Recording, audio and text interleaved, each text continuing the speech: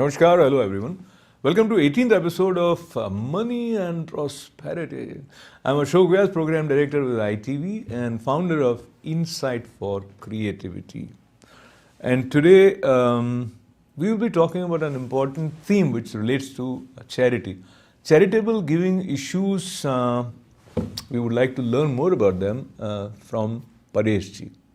And let me tell you something about Paresh Shah. If you are joining us for the first time today, he is the managing principal of Paresh Shah Partners LLC. He is a certified financial planner and wealth strategist. For last 22 years, he has helped individuals and businesses co-create innovative financial strategies.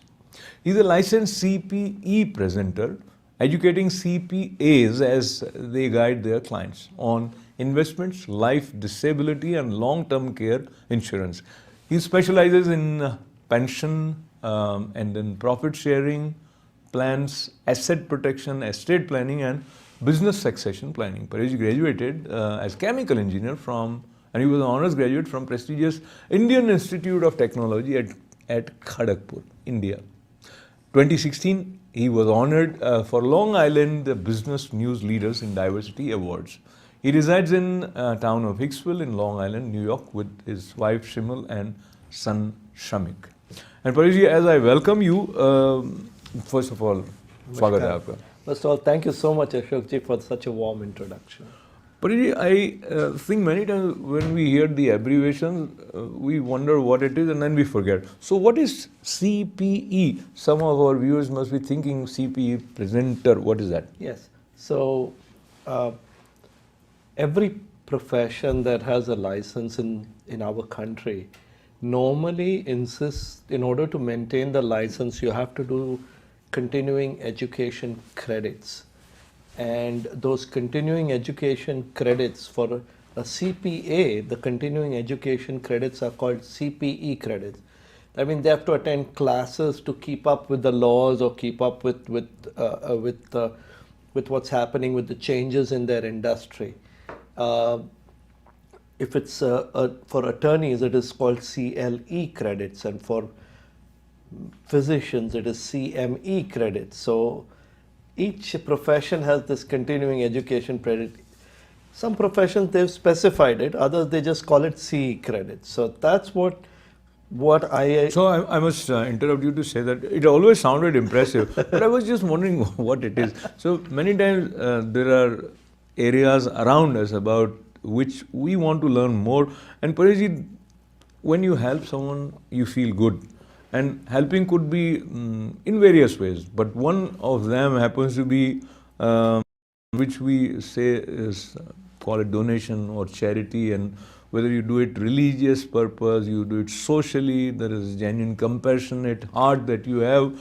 And now the question is, when you want to give, there must be certain laws that also come into play as to how much you can give. And even when you are giving, somewhere at the back of your mind, and many people think that, will I also have some fringe tax benefit by this charity? So that point also, I mean, this is genuinely being aware of your rights and what all it is. So when someone is willing to part with large amount of money, or there is a huge asset that they want to gift, what is it that you would recommend they should keep in mind?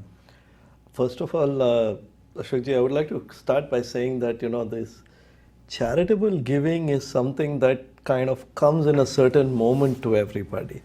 Why it comes? It can come because of a variety of reasons. But end of the day, when a person has adequate for himself and his family, and he feels that his children are also comfortable, the desire to give back does come inside. So he does want to do something, so to say, beyond himself, and his immediate family. And that's where the giving kind of desire starts in. I'd like to talk a little bit about story, that when things change to have desires, to give back. So we've heard of the famous Nobel Prizes, and they were initiated by Alfred Nobel, who died in 1902. But he was by education, he was a chemical engineer. And Wow. yes. So you feel good about that? Yes, I do. And he was the person who, in Sweden, as he was working with chemicals to create the dynamite, which we now know as dynamite, the substance. What was his goal? Was to find a safe substance that could blow into the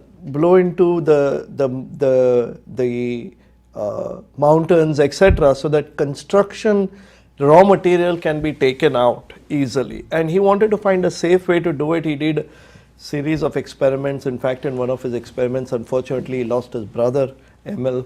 But later on, he was banned from doing experiments, but he went on a boat, in the middle of the lake and did his experiment.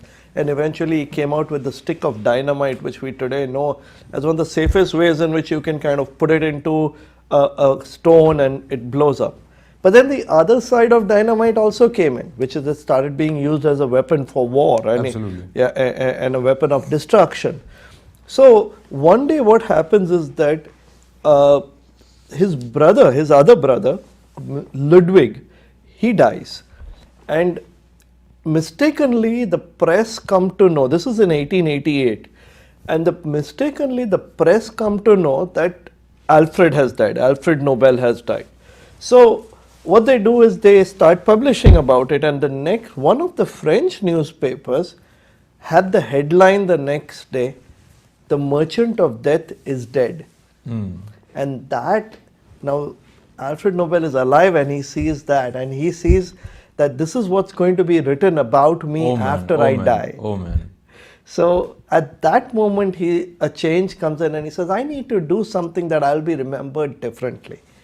And therefore he comes up with the idea of setting up the Nobel Prizes, and a majority of his wealth was given away to the Nobel Foundation, which in turn gives out the Nobel Prizes every year.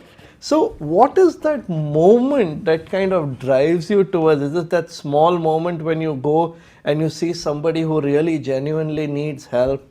Or what is that moment that you don't know? But in that moment you want to give back. You want to give some portion of what you have to another person.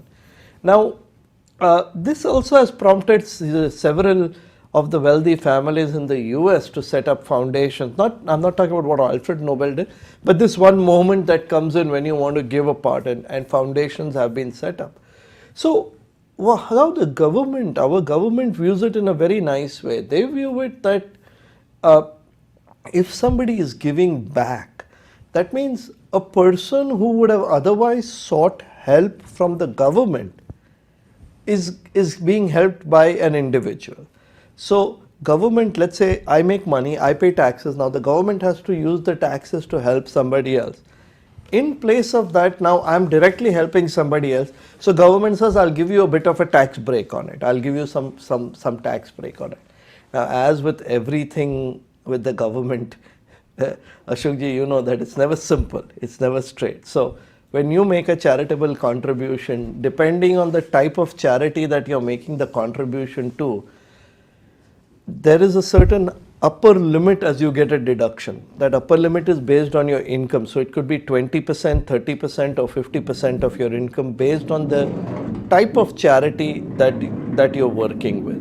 So, Pariji, I want to sort of fold my hands and thank you for sharing that wonderful story of Alfred Nobel. And I think many of our viewers, including me, were not aware that how this Nobel Prize came into being and how the headline of a newspaper, Merchant of Death is dead, kind of triggered a new way of thinking in this man. And another thing also, the way you connected why government is giving tax deduction if you contribute somewhere. So that philosophy or that logic also became clear freshly when I heard it from you. Now tell me, our government is also encouraging, our government, when I say I'm talking to America here, and so if you give back, then government is encouraging that idea of compassion. So what are the important tax savings that come into play when a person or you give to a charity?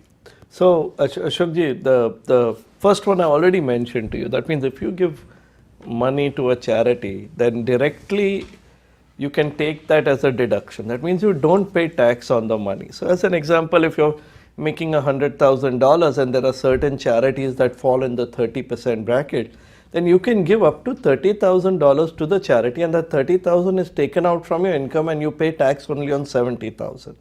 But then they went a step further. Let's say, for example, and I'm going to take this with an example, Ashokji, just so that the point kind of comes out, okay? Let us say that you bought shares of a particular company at $10 a share and you bought 100 shares. So you invested $1,000 into the shares of the company. This you did say 20 or 25 years ago, and over the period of time these shares have kept on increasing in value, and today the value of that stock is about $250. So your original $1,000 investment is now worth $25,000. Now let's say you decide to sell that. The government charges you a tax on your gain. It's called capital gains tax, which could be 15 or 20% depending on your income. Again, as nothing is straightforward, as I said, but let's say it's 20%. So on $24,000, 20% is about $4,800 plus your state. So you would have, instead of $25,000 on sale, you would have had about $20,000 on sale. Let's say that. So now let's say there's a charity which needs a donation, and so you decide that, okay, I'm going to give this charity $20,000, correct? So but now the government says, okay, could more have been done? What they say is, you, instead of giving your cash, you, before you sell the shares, you give those shares as donation. Okay. Now when the charity sells those shares, they don't have any tax gain. It's completely tax free when they sell it. So they get the full 25,000. Right. Not only that, you get a deduction on the whole 25,000. So two things happen. Charity got more money and you got a bigger deduction. So in this way, there are several such things, small such items, but this is a very nice way in which, you can actually contribute more to charity as well as get a bigger piece from your personal savings or on your personal side by just having, so to say, played it correctly, So win-win both sides. Win-win on both sides, exactly. But the charitable organization that you have chosen to contribute to, is there some sort of a qualifying benchmark that certain type of foundations or charitable organizations are eligible to receive the donation, which would result into some kind of a tax deduction for the donor? Right. So there is the way you do it is first of all, anyone who wants to set up a foundation or a charity sets up what we call in the accountant's language. I'm using a bit of accountant's language. It sets up an entity, okay, a business entity. Now, first of all, it's a business entity, and but it is not meant to do business. So under that, you file for its charitable status. That charitable status is called a 501c3.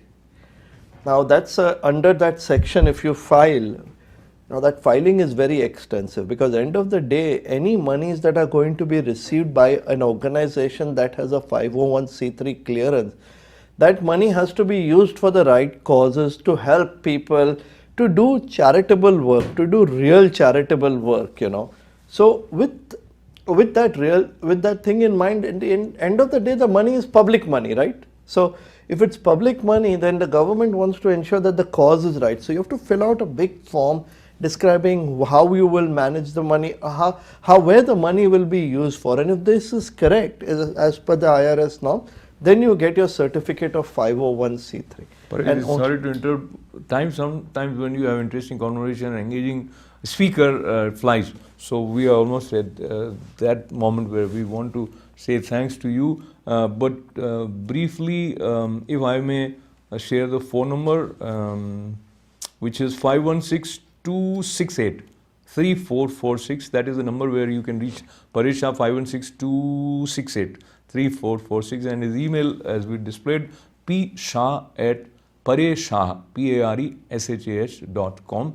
And we will have more conversations and more education and enlightenment in the field of finance in the show Money and Prosperity just a fortnight from now. Lots of good wishes, sir. Thank very you. much. Thank you, Ashokji. So thanks, Apariji, for helping us learn more about this important theme, and thanks to all of you for being with us.